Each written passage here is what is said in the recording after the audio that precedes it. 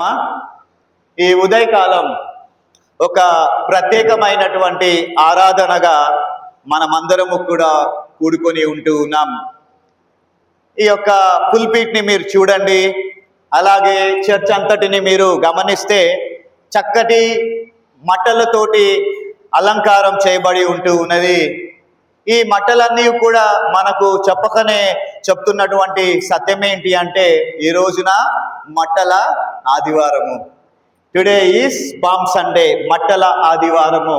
చిన్న బిడ్డలు అనగా సండే స్కూల్ పిల్లలు, యూత్ వారు, మన సంఘ నాయకులు, సంఘ పెద్దలు, బైబుల్ ఉమెన్స్, స్థానిక పాశ్రమ్మ గారు, చిన్న బిడ్డలు మొదలుకొని పెద్దవారు వరకు అందరూ కూడా హోసన్న జయము జయము అంటూ వీధులలో జయధ్వనుల ద్వారా ఊరేగింపు చేసి మనమందరము కూడా దేవుని మందిరంలోనికి వచ్చి ఉంటూ ఉన్నాం.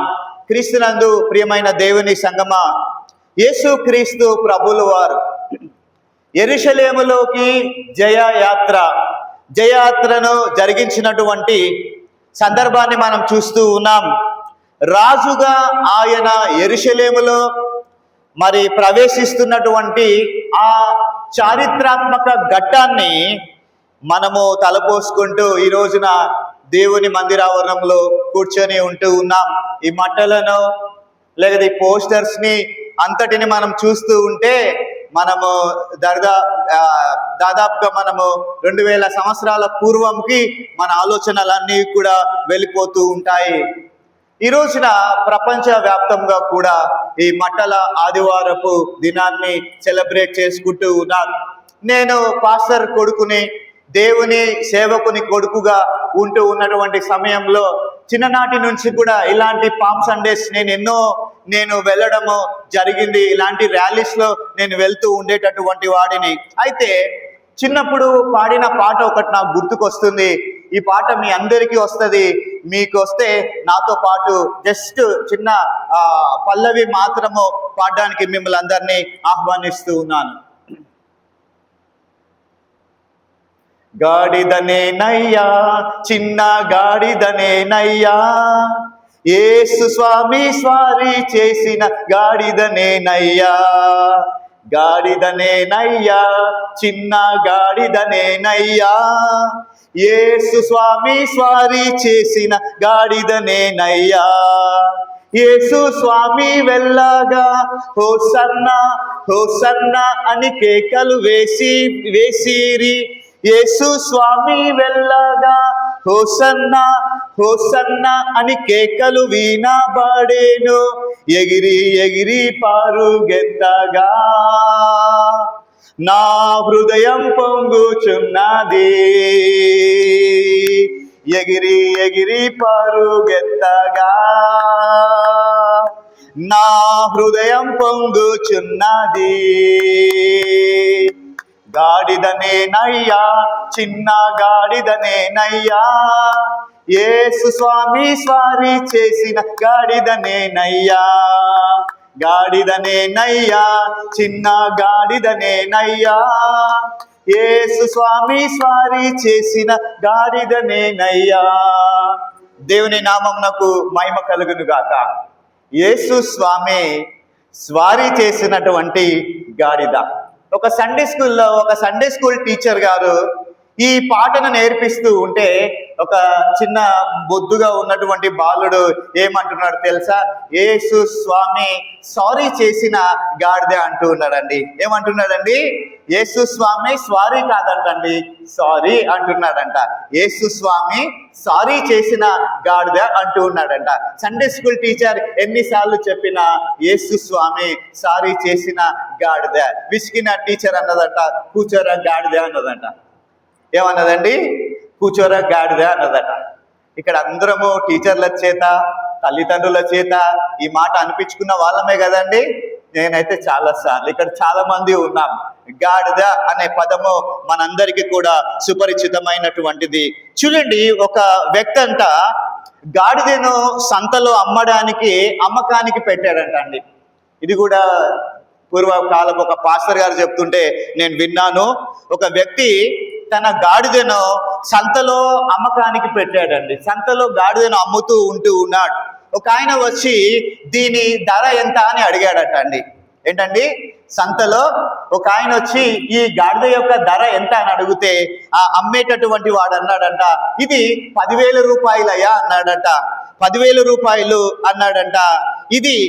ఇది చాలా స్పెషల్ గాడిద అని కూడా చెప్పాడట.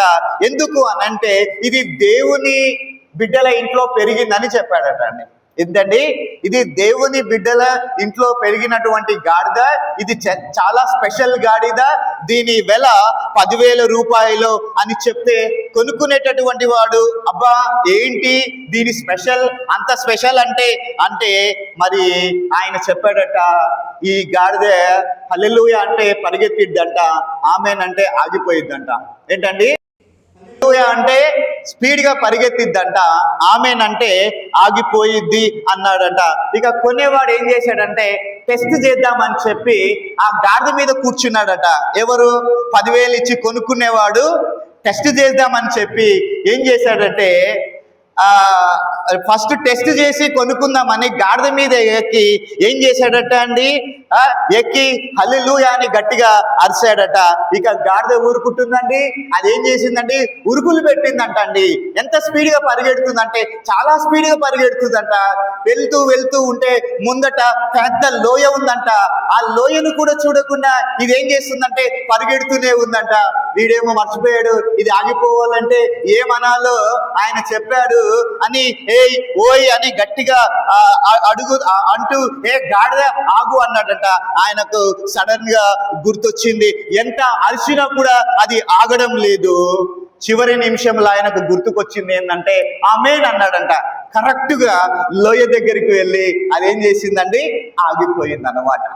ఆగిపోగానే ఈయన ఏం చేశాడు తెలుసా, దేవా నీకు వందనాలు హల్లెలూయా అన్నాడట అండి. నా వల్ల ఏం జరిగిందండి, అంతే. ఇది ఏం చేసింది, డైరెక్ట్ గా లోయలోకి వెళ్ళిపోయిందండి. క్రీస్తునందు ప్రియమైనటువంటి దేవుని వారలారా, గాడిద స్వభావాన్ని మనం చూస్తూ ఉన్నాం.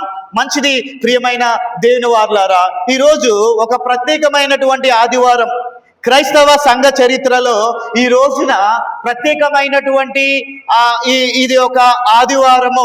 కారణం ఏంటంటే యేసుక్రీస్తు ప్రభులు వారు ఒక వారపు దినాల ముందు, ఆయన సిలువలో మరణించుటకు ముందు 4 దినాల ముందు యెరూషలేము వీధుల్లో నుంచి ఆయన యెరూషలేములోనికి జయ ప్రవేశము చేసినటువంటి ఒక ప్రత్యేకమైనటువంటి దినమే ఈ మట్టల ఆదివారము. ఎందుకు ఇది ప్రత్యేకమైనటువంటిది అంటే, ఎందుకు ఇది అంత ఆ ప్రాముఖ్యతను సంతరించుకుంది అని అంటే, యేసుక్రీస్తు ప్రభులు వారు ఆయన జీవించినటువంటి 3.5 సంవత్సరాలు, అంటే సేవా పరిచర్యలోకి వచ్చిన తర్వాత 3.5 సంవత్సరాలు ఆయన బహిరంగ పరిచర్యలో అనేక మంది ఆయన బోధనలకు ఆకర్షితులయ్యారండి. 3.5 years ఆయన పరిచర్యలో, ఆయన వాక్య ప్రబోధాలకు, ఆయన బోధనలకు అనేకులు ఆకర్షితులయ్యారండి. అనేకులు ఆయనను వెంబడించారు. ఇప్పుడే చక్కని గీతం మన క్వైర్ వారు కూడా పాడారు కదండి. అనేకులు ఆయనను వెంబడించారు, అనేకులు ఆయనకు లోబడ్డారు. కానీ ఆయన సేవ ఆరంభించినటువంటి తొలి దినముల నుంచి ఈ 3.5 సంవత్సరాలు అనేకులు ఆయన మీద బురద చల్లడానికి, అనేకులు ఆయనను చేజిక్కించుకోవడానికి, అనేకులు ఆయనను బంధించుటకు, అనేకులు ఆయనను హింసించుటకు ప్రయత్నిస్తూనే ఉన్నారండి. ఎప్పుడు ఆయన 3.5 సంవత్సరాల బోధన పరిచర్యలో అనేకులు ఆయనను చేజిక్కించుకోవాలని, అనేకులు ఆయనను బంధించాలని, హింసించుటకు ప్రయత్నిస్తూనే ఉన్నారు. ఎందుకు వారికి అంత కక్ష యేసు ప్రభుల వారి మీద ఏర్పడింది? ఎందుకు అంతటి కక్ష వారికి యేసు ప్రభుల వారి మీద ఏర్పడింది అని అంటే, యేసుక్రీస్తు ప్రభుల వారు ఆయన అధికారముతోటి బోధిస్తూ ఉన్నారండి. ఆయన అధికారముతో బోధించారు. యేసు ప్రభుల వారు శారీరకమైనటువంటి బలహీనతలు కాక ఆత్మ సంబంధమైనటువంటి బలహీనతలకు తగు చికిత్స ఆయన చేస్తూ వచ్చాడు. అందుకనే ప్రభు ఒక మాట అంటాడు కదండి, నేను పాపములను క్షమించేటటువంటి వాడను, పాపములను క్షమించేటటువంటి అధికారము నాకు కలదు. చూడండి, ఒక మానవునికి స్వస్థత ఇవ్వడము కాదు, కానీ రోగగ్రస్తి అయిన వాని హృదయాన్ని ఆయన బాగు చేసేటటువంటి వాడని, ఆయన చేస్తున్నటువంటి ప్రతి కార్యము కూడా అనేకులకు ఎలాగనో ఉందంటే వారి పారంపర్య ఆచారం ప్రకారం ఉన్నటువంటి వారి నమ్మకాలకు అది అడ్డుకట్ట వేస్తూ ఉన్నది. ప్రభులు వారి బోధన ఎలా ఉన్నాయండి? యూదుల యొక్క ఆచారాలు, వారి పారంపర్య ఆచారాలు ఏవైతే ఉన్నాయో ప్రతి దానికి కూడా యేసు ప్రభులు వారి యొక్క బోధనలు ఏం చేస్తున్నాయంటే అడ్డుకట్ట వేస్తూ ఉంది. కాబట్టి అనేకులు ప్రభువుని ఎప్పుడు పట్టుకుందామని, ప్రభువుని ఎప్పుడు చేజిక్కించుకుందాము అనేటటువంటి ధోరణితో ఆయనను వెంబడించినటువంటి వారు లేకపోలేదు. అయితే ఈ జనసమూహం అంతటి మధ్యలో యేసుక్రీస్తు ప్రభులు వారు దరిదాపు 2000 సంవత్సరాల క్రితం శుభ శుక్రవారం ఆయన సిలువకు అప్పగించడానికి ముందు 4 రోజులు అంటే 4 రోజుల కంటే ముందు ఈ దినాన్ని, మట్టల ఆదివారపు దినాన్ని యేసు ప్రభులు వారు యెరూషలేములోని జయ ప్రవేశము చేసినట్లుగా బైబిల్ మనకు తెలియజేస్తూ ఉంటూ ఉన్నది. ఈ సందర్భం మనకు మత్తయి సువార్త 21వ అధ్యాయములో ఈ సందర్భం అంతా కూడా మనకు స్పష్టంగా కనబడుతూ ఉంటూ ఉన్నది. చూడండి, ఆయన యెరికో నుండి యెరూషలేముకు వెళ్ళడాన్ని మత్తయి సువార్త 20వ అధ్యాయము 29వ వచనంలో మనం చూడగలుగుతాము. ఆయన ప్రయాణము యెరికో నుండి యెరూషలేముకు వెళ్తూ ఉన్నారు. యెరూషలేముకు వెళ్ళేటటువంటి ముందు ఆయన బేతనియ నుండి బెత్పగే అనేటటువంటి ప్రాంతాల మీదుగా ఆయన యెరూషలేముకు వెళ్తూ ఉంటూ ఉన్నాడు. చూడండి, బేతనియ బెత్పగే 2 కూడా జంట గ్రామాలు. ఈ 2 కూడా సుమారుగా 1 కిలోమీటర్ల దూరంలో ఉంటున్నటువంటి చిన్న గ్రామాలుగా ఉంటూ ఉన్నాయి. ఈ 2 ప్రాంతాల మధ్య దూరం దరిదాపు 1 మైలు ఉంటుందని పండితులు చెప్తున్నారు. అంత మాత్రమే కాదు, యెరూషలేమునకు ఈ బెత్పగే అన్నటువంటిది 2 మైళ్ళ దూరములో ఉంటూ ఉన్నది. చూడండి, వారు ఒలివల కొండ దగ్గర ఉన్నటువంటి బెత్పగేకు వచ్చినప్పుడు యేసు తన శిష్యులను చూచి, యేసు తన శిష్యులను పిలిచి, ఇదిగో మీ ఎదుటనున్న గ్రామంలోనికి వెళ్ళుడి. వెళ్ళగానే ఏం కనబడుతుందని చెప్పాడండి? అక్కడ గాడిద, దానితో పాటు కట్టబడి ఉన్నటువంటి గాడిద పిల్ల మీకు కనబడుతుంది. ఏంటండి, దేవుడు గాడిదను ఒక్కదాన్ని తెమ్మనట్లేదు, గాడిద పిల్లను కనబడుతుంది, వాటిని విప్పి తీసుకొని రండని ప్రభు సెలవిస్తున్నట్లుగా వాక్యంలో మనము చూస్తూ ఉంటూ ఉన్నాం. ఒకసారి మనము బేతనియ బెత్పగే గురించి మనం ఆలోచన చేస్తే వాటి అర్థాలు చెప్తూ నేను మిమ్మల్ని వాక్యంలో ముందుకు నడిపిస్తాను. బేతనియ బెత్పగే గురించి మనం చూస్తే, బెత్పగే అంటే అర్థము అరటి పండ్ల గృహము. బెత్పగే అంటే అర్థము అరటి పండ్ల గృహము లేదా అంజూరపు పండ్ల గృహము అనే అర్థము కలిగి ఉంటున్నది బెత్పగే. మరి బేతనియ అంటే అర్థము బీదల గృహము అన్నటువంటి అర్థాలు మనకు కనిపిస్తూ ఉంటాయి. చూడండి, ఈ బేతనియ ఇది ఒలివల కొండకు తూర్పున వాలు ప్రదేశముగా ఉంటూ ఉన్నదని చరిత్ర మనకు తెలియజేస్తూ ఉంటూ ఉన్నది. అయితే ఈ బేతనియ గ్రామంలో యేసుక్రీస్తు ప్రభులు వారు ఎంతగానో ప్రసిద్ధి చెందాడు, ఎంతగానో ఆయన ప్రసిద్ధికి ఎక్కాడు. ఎందుకో చెప్తారా ప్రియ దేవుని సంగమా? ఎందుకు యేసు ప్రభులు వారు బేతనియాలో చాలా ప్రసిద్ధిగాంచిన వ్యక్తిగా ఆయన ఉన్నాడు? ఎందుకంటే మరియా, మార్తా, లాజరు, వారి ఒక ప్రియ స్నేహితుల కుటుంబంగా చూస్తాం. ఇంకోటి అక్కడ గొప్ప అద్భుతంగా జరిగింది కదండి. అక్కడ మృతుడైనటువంటి లాజరును సజీవునిగా సమాధి నుండి బయటకు తీసుకొని వచ్చిన రీతిని బట్టి ఈ ప్రదేశం చాలా ప్రాముఖ్యతను సంతరించుకున్నది. అయితే ఇక్కడ గాడిద పిల్లను తీసుకురమ్మని ప్రభువు చెప్పడంలో గల అంతరార్థం ఏమిటండి?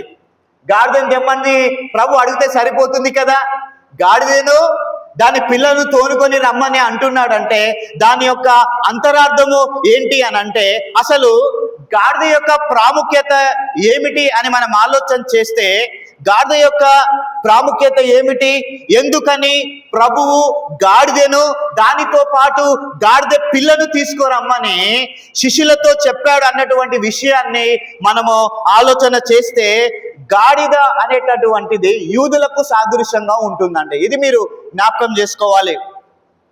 గాడిద అన్నటువంటిది అది యూదులకు సాదృశ్యంగా ఉంటూ ఉన్నది.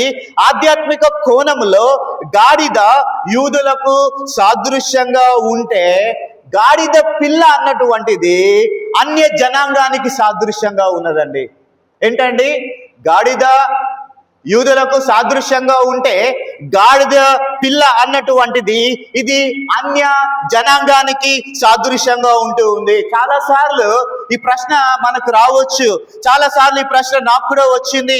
ఆయన గాడిద మీద ఎక్కి రావచ్చు కదా, మరలా గాడిదతో పాటు గాడిద పిల్లను ఎందుకు ఆయన తీసుకురమ్మని అన్నాడు అనగా, తన సొంత ప్రజలకు, అన్య ప్రజలకు కూడా ఆయన రాజు అన్నటువంటి వాస్తవాన్ని ఒక స్వరూప్యముతోటి వివరించడాన్ని మనం ఇక్కడ చూస్తూ ఉంటూ ఉన్నాం. ఆయన యూదులకు మాత్రమే రాజు కాదు, ఆయన అన్యులకు కూడా రాజు అన్నటువంటిది ఇక్కడ మనం చూస్తూ ఉన్నాం. చూడండి, మనము మత్తయి సువార్త అంతటిని చదివితే యేసుక్రీస్తు ప్రభుల వారిని మత్తయి సువార్తికుడు ఎలాగున ప్రొజెక్ట్ చేశాడండి, మత్తయి సువార్తికుడు ఎలాగున ప్రత్యక్షీకరించాడు యేసు ప్రభుల వారిని. మత్తయి సువార్తికుడు అంటే ఆయన యూదుల కొరకు ఒక మెస్సయ్యగా ఆయన చిత్రీకరింపబడ్డాడు. యూదుల కొరకు ఆయన మెస్సయ్యగా చిత్రీకరింపబడ్డాడు మత్తయి సువార్తలో. కాబట్టి ఆయన కేవలము ఆయన యూదులకు మాత్రమే మెస్సయ్య కాదు, ఆయన అన్య జనులకు కూడా విమోచకుడు. దేవుని నామమునకు మహిమ కలుగును గాక. యేసు క్రీస్తు అందరికీ ప్రభు అన్నట్టుగా ఆయన అన్య జనులకు కూడా విమోచకుడు, అన్య జనుల పక్షముగా రక్షించేటటువంటి వాడు అన్నటువంటి వాస్తవాన్ని తెలియజేయడం కొరకు ఇక్కడ రెండు కనబడుతూ ఉంటూ ఉన్నాయి. గాడిదయు దానితో పాటు కట్టబడి ఉన్నటువంటి గాడిద పిల్ల అన్నటువంటి విషయాలను మనము చూస్తూ ఉన్నాం. క్రీస్తునందు ప్రియమైన దేవుని సంగమా, యేసు క్రీస్తు ప్రభులు వారు యెరూషలేములోనికి ఆయన జయప్రవేశం చేస్తూ ఉన్నప్పుడు ఆయన యెరూషలేములోనికి ఏ దినాన ప్రవేశించాడు అనండి? ఏ దినాన ఆయన ప్రవేశించాడు అనంటే, పాత నిబంధన ప్రకారం మనం చూస్తే పస్కా పండుగకు 4 రోజుల ముందుగానే ఆయన యెరూషలేములోనికి ప్రవేశించాడు. పాత నిబంధన ప్రకారం మనం ఆలోచన చేస్తే పస్కా పండుగ రోజున 4 రోజుల ముందుగానే వాళ్ళు ఏం చేస్తారంటే పస్కా బలి పశువును సిద్ధం చేస్తారండి. పస్కా బలి పశువుని 4 రోజుల ముందే సిద్ధం చేస్తారు. పస్కా పండుగ రోజు 4 రోజుల ముందుగానే ఈ పస్కా బలి పశువును సిద్ధం చేయడం ఆ దినాల్లో ఆచారంగా ఉంటూ ఉంది. అలాగే అనగా మన యేసుక్రీస్తు ప్రభుల వారు కూడా శుభ శుక్రవార దినమున ఆయన బలి పశువుగా వధింపబడుటకు ముందు ఆయన సిద్ధపాటు తోటి యెరూషలేములోనికి ప్రవేశించినటువంటి శైలి మనకిక్కడ కనబడుతూ ఉంటూ ఉన్నది. అందుకనే ప్రభు అంటాడు కదా, యోహాను సువార్త 1వ అధ్యాయం 29వ వచనంలో ప్రభుని గురించి ఒక మాట చెప్పబడుతుంది. మనందరికీ కంఠస్థ వాక్యం యోహాను సువార్త 1వ అధ్యాయం 29వ వచనంలో, ఇదిగో లోక పాపమును మోసుకొని పోవుచున్న దేవుని గొర్రెపిల్ల. అంటే ఈ పస్కా బలి పశువు ఎలాగునైతే 4 దినములకు ముందుగా సిద్ధం చేయబడుతూ ఉందో, మన లోకరక్షకుడైన యేసుక్రీస్తు ప్రభులు వారు కూడా పస్కా బలి పశువుగా తాను సిద్ధం చేయబడుటకు తాను యెరూషలేములోనికి ప్రవేశించినట్లుగా లేఖనాలు మనకు తెలియజేస్తూ ఉన్నాయి. ఆయన వధించబడేటటువంటి గొర్రెపిల్లగా ఆయన మానవాళి కొరకు సిద్ధము చేయబడుతూ ఉన్నారు. మరి ఈ గొర్రెపిల్ల యొక్క విషయాన్ని మనము జ్ఞాపకం చేసుకుంటే ఈ గొర్రెపిల్ల గాడిద మీద ఎక్కి రావడం యొక్క అంతరార్థం ఏమిటి? ఏంటండి? గొర్రెపిల్ల గాడిద మీద ఎక్కి రావడం యొక్క అంతరార్థం ఏమిటి? ఈ మాటలను మనము గమనిస్తే ప్రియమైన దేవుని సంగమా, ఇది ప్రవచన నెరవేర్పని దేవుని వాక్యం తెలియజేస్తూ ఉంది.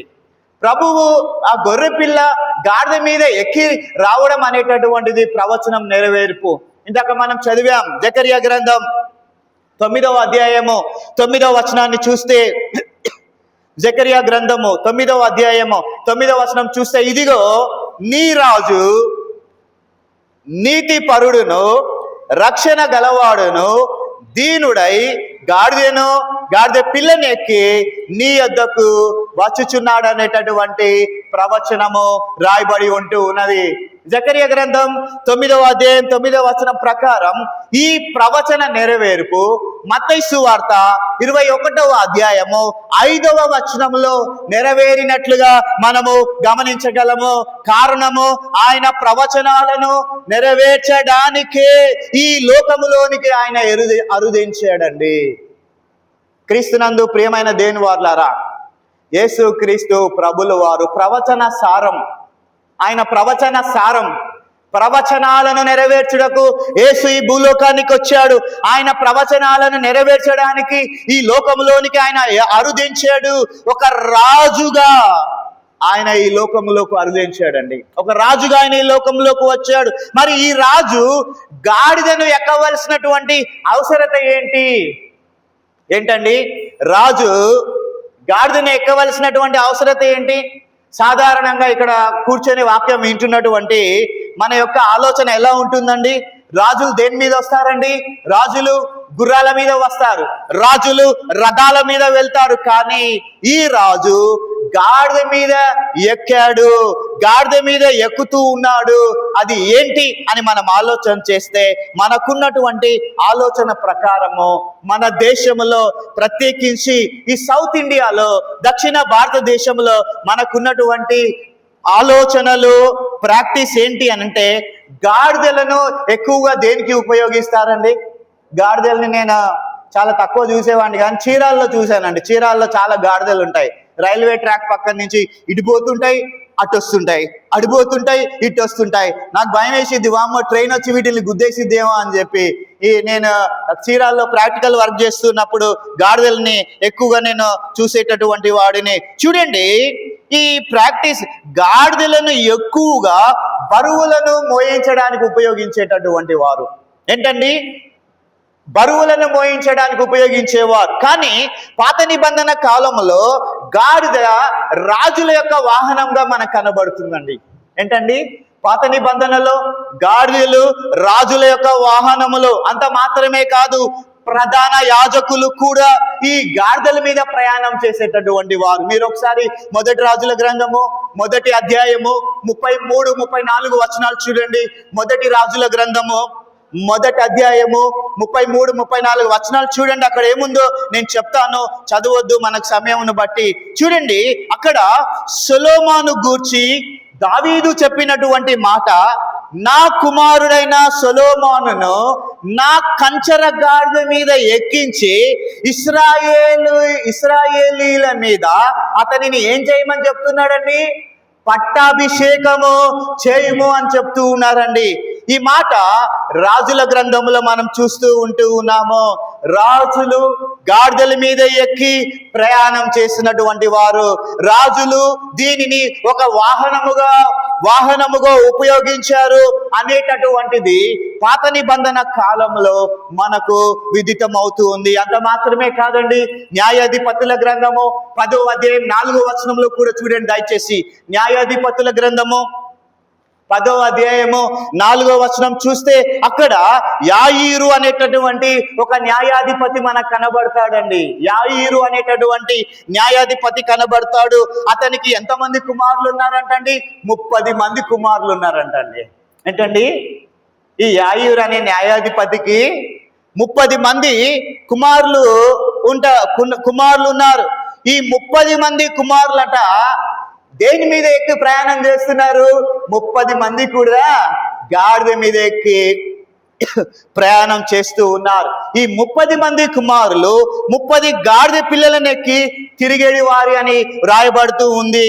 వీరు 30 ఊరులు, వీరికంటే ఈ 30 మందికి 30 ఊర్లు ఉన్నాయంటండి. ఈ న్యాయాధిపతుల కాలంలో ఆ న్యాయాధిపతికి 30 కుమారులు ఉన్నారు, 30 గాడిదలు ఉన్నాయి, 30 గాడిదల మీద ప్రయాణం చేస్తున్నారు.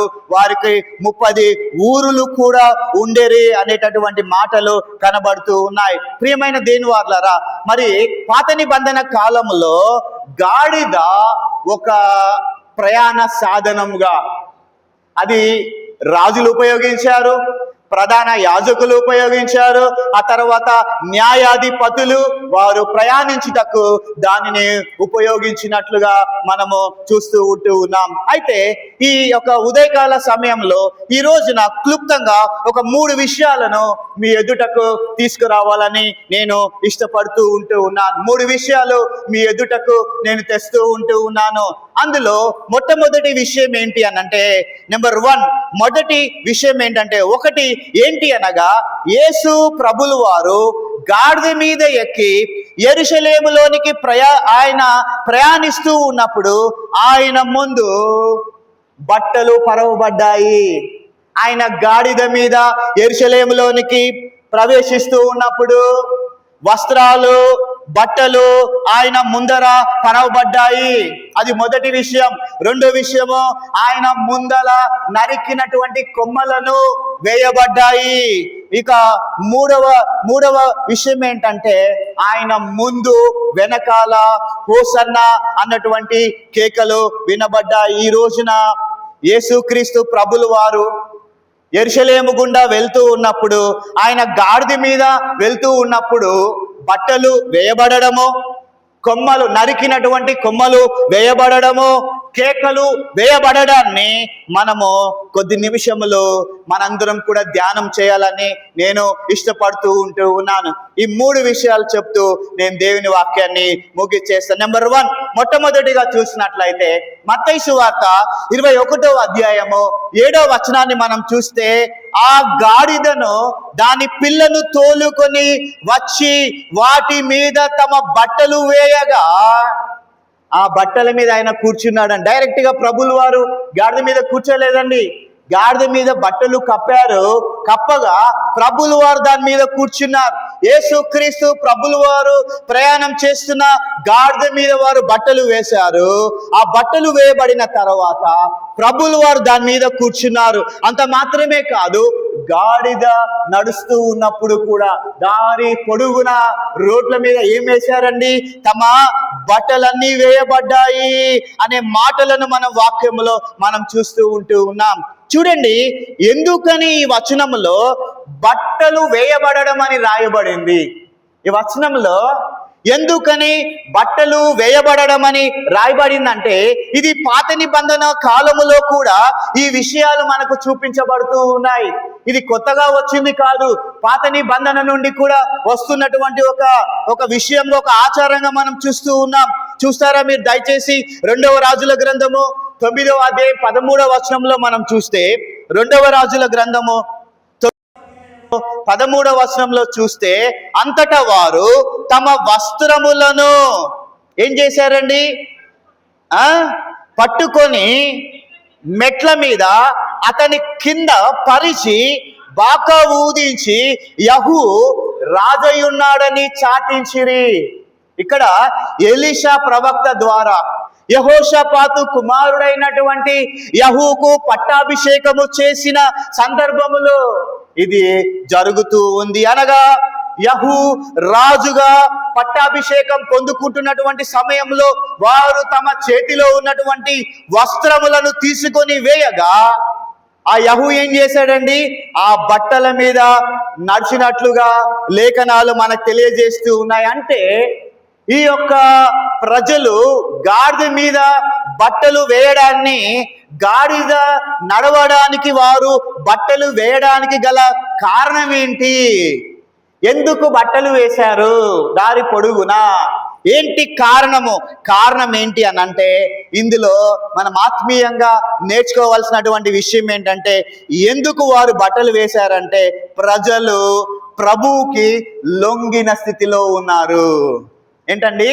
ప్రజలు దేవునికి లేదా ప్రభువుకి లొంగిన స్థితిలో ఉన్నారు అన్నటువంటిది చెప్తూ ఉంది. అనగా వారి జీవితంలో, ప్రభువా మా జీవితంలో నీవే రాజువు, మా జీవితంలో నిన్నే రాజుగా మేము నియమించుకొని ఉన్నాం, నీవే మా జీవితంలో రాజుగా ఉన్నావు, నీకు మా మీద ప్రభుత్వము ఉందయా, నీవే గొప్పవాడవు అన్నటువంటి విషయాన్ని వారు చెప్పకనే ఈ రీతిగా చెప్పుతూ ఉంటూ ఉన్నారు. చూడండి, బట్టలు ఆయన ముందు వేయబడడం అన్నటువంటిది, బట్టల మీద ఆయన కూర్చుండబెట్టడము అన్నటువంటిది, ఆయన నడిచే గాడిద క్రింద కూడా బట్టలు వేయబడడం అన్నటువంటిది, ఇది దేనికి సాదృశ్యం అంటే, ఇది లొంగుబాటుకు సాదృశ్యం అండి.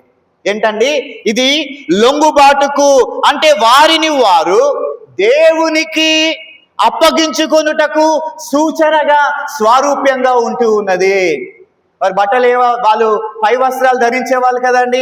ఇలాగున వారు వేసినప్పుడు, ఇలాగున వారు వంగి ఇలాగున అది వేస్తూ ఉన్నప్పుడు దాని అర్థం ఏంటంటే లొంగుబాటుకు, అంటే వారు దేవునికి తమను తాము అప్పగించుకున్నటకు సూచనగా ఉంటున్నట్లుగా మనం చూస్తున్నాం. ఆయనే సర్వాధికారి అని నమ్మి వాళ్ళు ఏం చేసేవారంటే ఆ కార్యాన్ని చేసేటటువంటి వారు. ఆయనే సర్వ అధికారం కలిగినటువంటి వారు. తమ అహంభావమును వీడి వారు ఆ రీతిగా తమ బట్టలను వేయడాన్ని మనము ఇక్కడ చూస్తూ ఉన్నాం. క్రీస్తునందు ప్రియమైన దేవుని సంగమా, ఈ 2026వ సంవత్సరం ఆ రోజున యేసు ప్రభులు వారు యెరూషలేములో జయప్రవేశం చేసినటువంటి ఈ పర్వదినాన్ని మరొకసారి జ్ఞాపకం చేసుకుంటూ స్తుతిస్తూ ఉంటున్నటువంటి నీతో, నాతో, మనందరితో దేవుని ఒక వాక్యము వేస్తున్న సూటి అయినటువంటి సవాలు ఏంటి అనంటే, ఆ రోజున ప్రజలు తమ్మును తాము తగ్గించుకొని దేవుని యొక్క అధికారానికి లోబడి తమ యొక్క బట్టలను పరిచారు. ఆ బట్టల మీద ఆయన ఎక్కి కూర్చోవడానికి వారు ఆయనను అనుమతించారు. మరి ఈ రోజున నీ జీవితం, నా జీవితం, మనందరి జీవితం ఎలాగున ఉందో మనము పరిశీలన చేసుకోవాలి. ఆ మాటలు చూడండి, ఇక్కడ చాలా సున్నితంగా మాటలు రాయబడుతూ ఉంటూ ఉన్నాయి. గాడిద మీద బట్టలు పరవగా వాటి మీద ఆయన కూర్చున్నాడు అంటే ఇక్కడ అర్థం అంటే వారి అహంకారాన్ని, వారి అహంభావాన్ని, వారిలో ఉన్నటువంటి సమస్తమైనటువంటి ఆధిక్యతను ప్రభువు ముందు వారు ఏం చేస్తున్నారండి? ప్రభువు ముందు వారు దాసోహం చేస్తూ దేవునికి లొంగిన స్థితిలో వారు దేవుణ్ణి స్తుతించారు. దేవుని నామమునకు మహిమ కలుగును గాక. ఈ రోజున మనము కూడా ఏ స్థితిలో ఉన్నామో, మన బట్టలు ఆయన ముందు పరిచినటువంటి స్థితి మనకున్నదా? మన వస్త్రాలు ఆయన ముందు పరిచినటువంటి స్థితి మనకున్నదా? అట్టి తగ్గింపుతో మనము ప్రభువుని ఆరాధిస్తూ ఉన్నామా? అట్టి తగ్గింపుతో మనము ప్రభువుని గణపరుస్తూ ఉన్నామా? ఒక్కసారి మనము జ్ఞాపకము చేసుకోవాలి. అది మొదటి విషయము. వారు పై వస్త్రములను ఆయన ముందు పరిచారు, అది మొదటి విషయము. ఇక రెండవదిగా ఏంటి అని అంటే, నెంబర్ 2, రెండో విషయం ఏంటంటే మత్తయి సువార్త 21వ అధ్యాయము 8వ వచనం చూడండి. మత్తయి సువార్త 21వ అధ్యాయము 8వ వచనం చూడండి. జన సమూహములోను అనేకులు తమ బట్టలు దారి పొడుగున పరిచిరి, కొందరు చెట్ల కొమ్మలు నరికి దారి పొడుగున పరిచిరి. ఈ మాటలు మనము ఆలోచన చేస్తే చూడండి, కొంతమంది బట్టలు పరిచారు, కొంతమంది బట్టలు పరిస్తే మరి కొంతమంది ఏం చేస్తున్నారండి, చెట్ల కొమ్మలను నరికి ఆయన ముందు పరుస్తూ ఉంటూ ఉన్నారు. ఈ విధమైనటువంటి చక్కటి కొమ్మలను మనం ఇక్కడ చూస్తున్నాం. చూడండి, అందరు దయచేసి చిన్న బిడ్డలు వారు ఎంత చక్కగా ప్రతి దగ్గర వారు ఆ కొమ్మలను తగిలించి ఉంటూ ఉన్నారు. అంత మాత్రమే కాదు, ఈ హోసన్నా అనేటటువంటి బర్డ్స్ ఈ సైన్ బోర్డ్స్ ఉన్నాయి కదా, ఇవన్నీ కూడా పిల్లలు చక్కగా ఇక్కడ మనకు ఆ జ్ఞాపకము చేస్తూ ఉంటూ ఉన్నారు. చూడండి ప్రియమైనటువంటి దేవుని వారలారా, హోసన్నా అని కేకలు వేశారు. ఈ రోజున మన చిన్న బిడ్డలు, మన పెద్దవాళ్ళు కూడా ఎవ్వరు సిగ్గుపడకుండా హోసన్నా అని కేకలు వేసి ప్రభువుని స్తుతిస్తూ మన నల్గొండ పట్టణంలో ఈ టౌన్లో మొత్తము తిరిగి మరలా చర్చికి రావడాన్ని మనము చూసాం. అయితే ఆ దినాల్లో కూడా కొంతమంది చెట్ల కొమ్మలను నరికి రోడ్ల మీద పరిస్తే ఆ పరిచినటువంటి కొమ్మల పైన నుండి యేసు ప్రభులు వారు తన ప్రయాణాన్ని సాగించినట్లుగా మనము చూస్తూ ఉంటూ ఉన్నాము. ప్రియమైన దేవుని వారలారా, ఏంటి ఈ చెట్ల కొమ్మలు పరవడానికి గల కారణం ఏంటి? బట్టలు పరిచారు అంటే వారు మొదటిగా తమను తాము దేవునికి మేము అర్పించుకుంటున్నాం, అది లొంగుబాటుకు సాదృశ్యంగా ఉంది బట్టలు పరవడం అనేది. రెండవదిగా మనం చూసినట్లయితే ఏంటి ఈ చెట్ల కొమ్మలు పరవడానికి గల కారణము సాదృశ్యాన్ని మనం ఆలోచన చేస్తే, లేవియాకాండము 23వ అధ్యాయము 40వ వచనం ప్రకారం మనం ఆలోచన చేసి చూస్తే, పర్ణశాల పండుగని జరిగిస్తున్నటువంటి సమయంలో మొదటి దినమున ఈత చెట్లను, గొంజి చెట్ల కొమ్మలను, కాలువ నొద్ద ఉండు నిరవంజి చెట్ల కొమ్మలను పట్టుకొని 7వ దినమున మీ దేవుడైన యెహోవా సన్నిధిని ఉత్సహించుటకు ఉండవలెను అన్నటువంటిది ఒక సూచన ప్రాయంగా ఈ వాక్యము మనకు తెలియజేస్తూ ఉంది. చూడండి, ఈ లేవియాకాండం 23వ అధ్యాయము 40వ వచనం ప్రకారము, ప్రియ దేవుని వారలారా, ఈ కొమ్మలను పట్టుకొని ఆయనకు ఉత్సాహ ధ్వని చేయడము అన్నటువంటిది పచ్చని కొమ్మలు జయ సూచకంగా మనకు కనబడుతూ ఉన్నాయండి. ఏంటండి?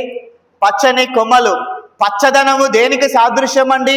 జయ సూచకంగా ఉంటూ ఉన్నాయి. అవి జయ సూచకంగా కనబడుతూ ఉంటూ ఉన్నాయి. మొట్టమొదటిగా వారు బట్టలు పరచడం ద్వారా వాళ్ళు చెప్తున్నటువంటి మాట ఏంటంటే, ప్రభువా నీవే మా రాజువు, మమ్మల్ని మేము నీకు అప్పగించుకుంటున్నామనే లొంగుబాటును, ఆయన అధికారాన్ని వారికి తెలియజేస్తున్నాయి. రెండవదిగా కొమ్మలను పరచుట ద్వారా జయ సూచికమైనటువంటి కార్యాన్ని వాళ్ళు జరిగిస్తూ ఉంటూ ఉన్నారు. అనగా, దేవా ఈ లోకములో నీకే జయము, దేవా నీకే అధికారము, నీదే అధికారము, ఈ లోకములో మమ్ములను పరిపాలించేటటువంటి శక్తి కేవలము నీకు మాత్రమే ఉందయా అని జయ సూచకంగా వారు అలనాడు పచ్చటి కొమ్మలను నరికి వాటిని ఏం చేశారండి? రోడ్ల మీద వేయటాన్ని మనము చూస్తూ ఉంటూ ఉన్నాం. ప్రియమైన దేవుని వాళ్ళారా, పాశ్చాత్య దేశాల్లో అంటే అమెరికా లేదా ఇంకా ఇతర దేశాల్లో మనం చూస్తే, పాశ్చాత్య దేశాల్లో ఎవరైనా ఒక వ్యక్తి గెలిచాడనుకోండి, ఏంటండి, ఒక వ్యక్తి ఏదైనా సందర్భములో, ఏదైనా క్రీడల్లో కానీ ఏదైనా విషయంలో ఆ వ్యక్తి గెలిచాడు అనంటే అతనిని అప్రిషియేట్ చేయాలంటే వారు ఏం చేస్తారంటే, ఇలాగున రౌండ్గా ఒక యేసుప్రభుకు ముళ్ళ కిరీటం పెట్టిన విధంగా రౌండ్గా ఒక పూలతో ఒక కిరీటముగా మలిచి ఒక కిరీటముగా తయారు చేసి ఆ కిరీటాన్ని వారి తలకు ధరింప చేస్తారండి పాశ్చాత్య దేశాల్లో. అది రేపటికల్లో వాడిపోయేదే, కానీ వాళ్ళు జయసూచకంగా ఏం చేసేటటువంటి వారంటే ఆ పచ్చటి పూలతో చేసిన కిరీటాన్ని ధరించడం అనేటటువంటిది ఒక జయసూచకంగా ఉంది అని వారు తెలియజేసేటటువంటి వారు. అలాగే మన భారతదేశంలో కూడా ఆకులు, తోరణాలు కట్టుకోవడం మనం చూస్తాం కదండి. గృహప్రవేశాలు జరిగినప్పుడు లేకపోతే ఏదైనా ఇతర కార్యక్రమాలు జరుగుతూ ఉన్నప్పుడు పచ్చటి ఆకులు తోరణాలుగా కట్టుకోవడము, పచ్చటి అరటి చెట్లను గుమ్మములకు కట్టడము అనేటటువంటిది శుభ సూచకంగా మనము మన భారతదేశంలో పాటిస్తున్నాం. అయితే ఈ రోజున దేవుని వాక్యం అంటూ ఉన్నది, ఆయనకు జయ సూచకముగా పచ్చటి కొమ్మలను నరికి ఆయన నడవడానికి ఏం చేశారండి? రోడ్ల పైన పరిచారు. ముందుగా వస్త్రాలు పరిచారు, ఆ తర్వాత కొమ్మలను రోడ్ల పైన పరిచారు. ఈ రోజున నీ జీవితంలో, నా జీవితంలో ఎవరికి మనము జయాన్ని ఇస్తూ ఉన్నాం? ఈ రోజున నీ జీవితంలో, నా జీవితంలో ఎవరికి జయాన్ని ఇస్తూ ఉన్నావు? నీ జీవితం పైన ఎవరికి అధికారాన్ని ఇస్తూ ఉంటూ ఉన్నావు? నీ హృదయం అనేటటువంటి సింహాసనమును జయించి కూర్చునేటటువంటి ఆధిక్యత ఎవరికి ఇస్తూ ఉంటూ ఉన్నావు? ఈ రోజున ఒకవేళ ప్రియమైన దేవుని సంగమా, ఈ రోజున ఒకవేళ నీ హృదయం అనే సింహాసనములో యేసు ప్రభులు వారు గాని కూర్చొని ఉంటే నీ జీవితము పచ్చని చెట్టు వలె ఆశీర్వాదకరంగా ఉంటూ ఉందని దేవుని సేవకుడిగా నేను జ్ఞాపకం చేస్తూ ఉన్నాను. ఆయనకు నీ హృదయంలో సింహాసనం ఉంటే, ఆ సింహాసనంలో ఆయన కూర్చుంటే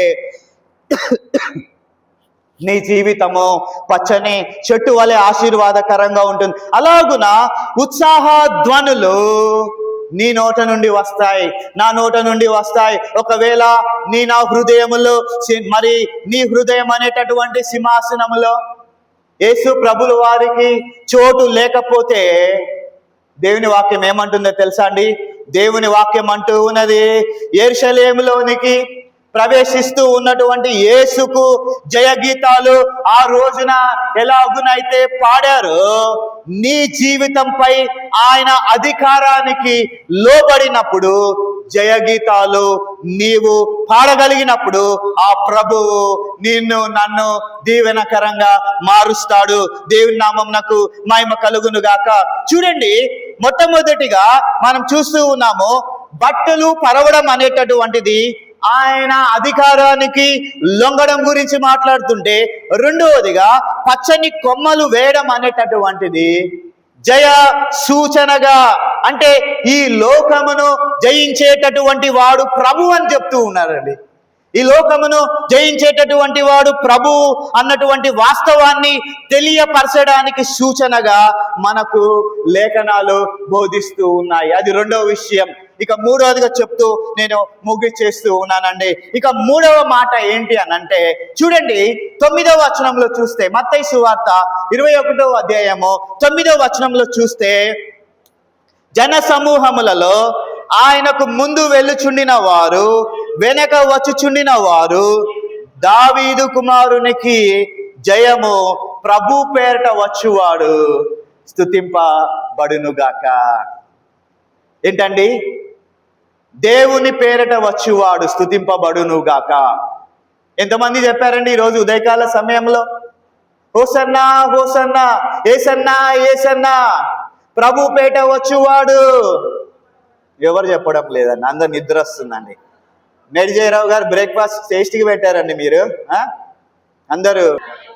ప్రభు పేట వచ్చువాడు, ప్రభు పేట వచ్చువాడు, ప్రభు పేట వచ్చువాడు సర్వోన్నతమైన స్థలములో జయము కలుగును గాక అని కేకలు వేయుచుండిరి. చూడండి, మూడవదిగా హోసన్నా అనేటటువంటి కేక దావీదు కుమారునికి జయము అన్నటువంటిది పదముకు కింద ఫుట్ నోట్స్ లో చూడండి దయచేసి, వాక్యంలో ఫుట్ నోట్స్ లో ఈ హోసన్నా అనేటటువంటి అరమిక్ మాటగా మనకు చరిత్ర తెలియజేస్తూ ఉంది. ఈ మాటకు అర్థం ఏంటంటే రక్షించు, లేకపోతే ఇప్పుడే రక్షించు. చూడండి, ఈ మాట హోసన్నా అనేటటువంటి మాటకు అర్థము రక్షించు లేదా సహాయము చేయు అనేటటువంటి కేక. తమ బట్టలను పరిచినటువంటి ప్రజలు, తమ కొమ్మలను నరికి పరిచినటువంటి ప్రజలు, ఆయన అధికారానికి లొంగినటువంటి ప్రజలు, ఇదిగో నీవే జయము పొందినవాడు అని అంగీకరించినటువంటి ప్రజలు ఇప్పుడు వారు ఏం చేస్తున్నారండి? కేకలు వేస్తూ ఉంటూ ఉన్నారు. ఆయన ముందు వెళ్తున్నటువంటి వారు, ఆయన వెనుక వస్తున్నటువంటి వారు ఏం చేస్తున్నారండి? కేకలు వేస్తూ ఉన్నారు. ఆ కేకల యొక్క సారాంశం ఏంటి? ఆ కేకల యొక్క సారాంశం ఏంటి అని అంటే, హోసన్నా నీవు రాజులకు రాజువు. ఏంటండి? హోసన్నా నీవు రాజులకు రాజువు, హోసన్నా నీవు ప్రభువులకు ప్రభువుడవు. ఒక బానిస వేసేటటువంటి పెద్ద కేక అండి. ప్రియమైన దేవుని సంగమా, ఆ రోజుల్లో ఎంత అణిచివేత తెలుసండి. ఈ రోజున దళిత క్రైస్తవులుగా పిలువబడుతున్న వారిని భారతదేశంలో కుట్ర పన్ని ఏ మతంలో లేనటువంటిది భారతదేశంలో క్రైస్తవ మతంలోనికి తెచ్చి క్రైస్తవ మతాన్ని అణిచివేయడానికి సాతానుడు ఆ రోజు నుండి ఈ రోజు వరకు కూడా ఏం చేస్తున్నాడండి? ప్రయత్నం చేస్తూనే ఉన్నాడు. దళితుడు చర్చికి పోవద్దట. ఎక్కడియో అండి ఇవన్నీ? దేవుడు చెప్పాడా వెళ్ళొద్దని? నా మందిరము సమస్త మనుషులకు అది ప్రార్థన మందిరము. చూడండి ప్రియమైన దేవుని వారలారా, ఆ రోజు ఒక బానిస వేసినటువంటి పెద్ద కేక. రైతులు వచ్చారండి ఆయన వెనకాల అణగారిన ప్రజలు వచ్చారు, అణచివేయబడ్డ ప్రజలు వచ్చారు, సమాజం చిన్న చూపు చూసినటువంటి ప్రజలు వచ్చారు. అనేక మంది ప్రజలు వచ్చి అయ్యా మమ్మల్ని రక్షించు అని అడిగారండి. హోసన్నా మమ్మల్ని రక్షించని పెద్ద కేక. హోసన్నా అనేటటువంటి ఆ మాటకు అర్థం ఏంటంటే, ప్రభువా నన్ను రక్షించు, ప్రభువా నాకు సహాయం చేయని ఒక బానిస తన ప్రభు అధికారిని కోరుకోవడాన్ని ఇక్కడ చూపిస్తూ ఉంటూ ఉన్నదండి. చాలా మంది ప్రజలు వచ్చారు, న్యాయం జరగనటువంటి వారు, అన్యాయము ద్వారా అణచివేయబడుతున్న ప్రజలు. చరిత్ర పుస్తకాలు చదువుతుంటే అండి చాలా బాధ అనిపిస్తుందండి. చాలా మంది ప్రజలు ప్రభు వెనుక వచ్చి అయ్యా మాకు న్యాయం చేయి, మమ్మల్ని రక్షించు, ఆయన మెస్సయ్యగా గుర్తించారు, మమ్మల్ని ఇప్పుడే రక్షించు ప్రభు అని అడిగారు. ప్రియమైన దేవుని వారలారా, యెరూషలేములోనికి యేసు ప్రభులు వారు ప్రయాణిస్తున్నటువంటి ఆ సమయంలో ఆ ప్రజలందరూ కూడా ఆయన అధికారానికి లోబడ్డారు. దేవుని నామమునకు మహిమ కలుగును గాక. ఆయన అధికారానికి లోబడుతూ ప్రభువా మమ్మల్ని రక్షించు అంటూ, ప్రభువా మాకు సహాయం చేయయ్యా అని ఈ లోక జీవిత యాత్రలో మేము ఎలాగున జీవిస్తున్నామో మాకు తెలుసు. ఆ ప్రజలు అంటున్నారు, మేము ఎలా జీవిస్తున్నామో మాకు తెలుసు, మా జీవితం ఎలా ఉందో తెలుసు. అయ్యా నీవు మమ్మల్ని ఇప్పుడే రక్షించు, నీవు ఒక రాజుగా వస్తున్నావు ప్రభువా, నీ రాజ్యములో మమ్మల్ని చేర్చుకో, నీ రాజ్యములోనికి మమ్మల్ని నడిపించు అనేటటువంటి ఒక కేకను వారు గట్టిగా వేయడాన్ని మనం చూస్తూ ఉన్నాం. ఈ ప్రజలు కేకలు వేస్తుంటే కొంతమంది వచ్చి ఏమన్నారండి చెప్దామా? ఏమన్నారండి? శాస్త్రులు పరిచయలు వచ్చి ఏమన్నారు? ఎందుకు సారి ప్రజలందరూ అరుస్తున్నారు, నోరు మూసుకొని ఉండమని చెప్పు అన్నారు ప్రభుతో. చాలా కోపం వచ్చింది ప్రభులు వారికి. ఆయన ఏమన్నాడండి అప్పుడు? వీళ్ళు కేకలు వేయకపోతే రాళ్ళు కేకలు వేస్తే ఆయన గప్చుప్ అయిపోరు, ఎవ్వరు మాట్లాడడం లేదు. ప్రియమైన దేవుని వారలారా, అక్కడ ఉన్న ప్రజలందరూ కూడా రక్షణ కొరకు అంగలారుస్తూ ఉన్నారు, రక్షణ కొరకు రంక వేస్తూ ఉన్నారండి. వాళ్ళందరూ కూడా కేకలు వేస్తూ ఉన్నారు, రక్షణ కొరకు రక్షించమని రక్షకుణ్ణి వారు వేడుకుంటూ ఉన్నారు. ప్రియమైన దేవుని వారలారా, ఈ మట్టలాదివారపు దినమున నీ హృదయంలో నుండి నా హృదయంలో నుండి రావాల్సినటువంటి కేక ఏంటి అని అంటే, హోసన్నా అనేటటువంటి కేక నీ హృదయంలో నుంచి రావాలి, నా హృదయంలో నుంచి రావాలి. నీవు నిజముగా రక్షింపబడ్డావా, నిజముగా నేను రక్షింపబడ్డాను అన్నటువంటి అనుభవము నీకు ఉన్నదా? ప్రియమైన దేవుని వారలారా, నీవు నేను రక్షింపబడకుండా క్రైస్తవులుగా పుట్టి, క్రైస్తవులుగా పెరిగి, క్రైస్తవులుగా మరణిస్తే ఏ మాత్రము కూడా దానికి ఫలితము లేదు. కాబట్టి ప్రభు అంటున్నాడు, ఈ లోకములోనికి రావడానికి, శిలువ మీద మరణించడానికి, తిరిగి పునరుద్ధానం అవ్వడానికి ఒకే ఒక కారణము ఏంటి అని అంటే, నేను పాపులను పిలువ వచ్చి ఉంటూ ఉన్నాను. ఎందుకు వచ్చాడండి ప్రభు ఈ లోకానికి? ఎందుకు వచ్చాడండి?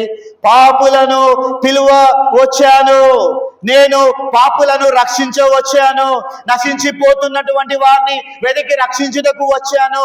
అందుకనే ఆయనకు యేసు క్రీస్తు అన్నటువంటి పేరు లేదా మాట వ్రాయబడుతూ ఉంది. అభిషక్తుడైనటువంటి రక్షకుడు అని బైబిల్ మనకు బోధిస్తూ ఉంటూ ఉన్నది.